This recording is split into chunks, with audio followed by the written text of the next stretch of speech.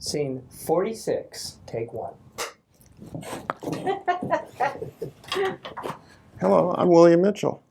Around 1981, we were encouraged to come here to visit the art galleries that had sprung up around here. And we started frequently driving up to LA from Long Beach to drink at Al's Bar around 83, 84. Sometimes we'd just drive up on a Sunday, have a drink, and then drive right back. It was definitely where young people who were into the arts and the entertainment business were attracted to coming. We all pretty much moved up in the late 80s. In the building that I lived in, 810 East 3rd, I lived above, beneath, or with 3 or 4 of my best friends in the world, so there was family there. I always used to say that the arts community is full of misfits. I felt like a misfit among misfits, and yet I felt very welcome. Everybody was always very kind to me, so I wasn't so much like everybody else, but I liked everybody else. The community was very accepting of everyone, everything. I very much felt at home here.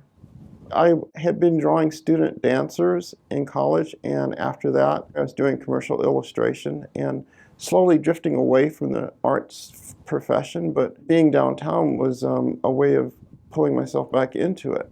It was inspiring. I went to a lot of parties. I visited every loft and every party that I could get my feet into.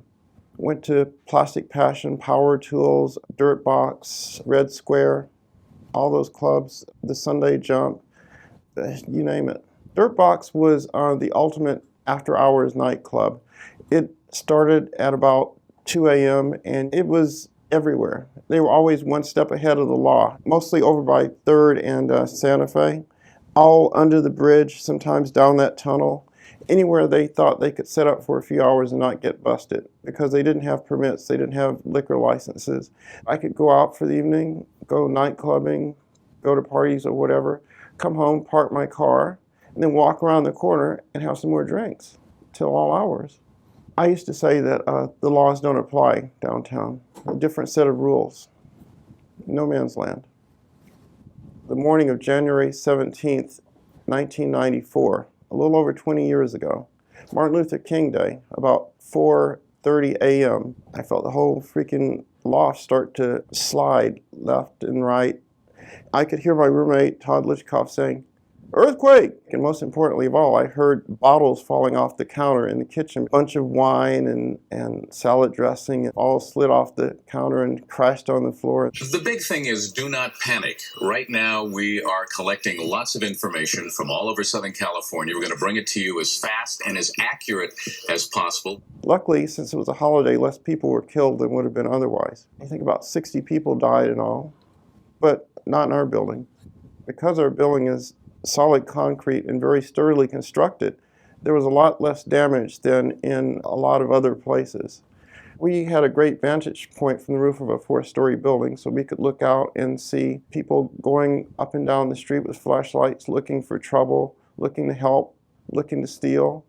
It was pretty dramatic. I knew it was something that we were always going to remember. I don't think Southern Californians are actually frightened by earthquakes. I think it's just a part of life that we accept. We had a roommate at the time who had just moved here from Pennsylvania, I believe, and that was a hell of a greeting. A major earthquake, the biggest one I've ever been in. The electricity went out. We started getting phone calls from our parents. Everything was kind of put on hold while we cleaned up and got ready for whatever came next and started back to going on with life, which is what you always do after an earthquake. Al's Bar. The neighborhood hang. There was our office away from our office.